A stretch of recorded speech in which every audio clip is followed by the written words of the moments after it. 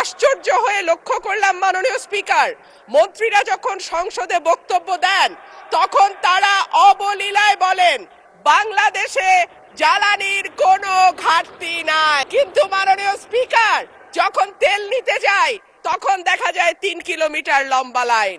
মাননীয় স্পিকার, সরকার সম্ভবত কিছু পদক্ষেপ গ্রহণ করবার ঘোষণা দিয়েছে।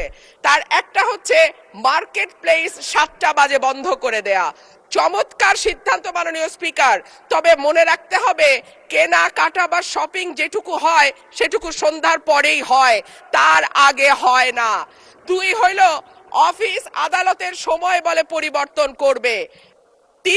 5 দিনের জায়গায় 4 দিন বা 3 দিন তারা কর্মঘণ্টা ঠিক করবে।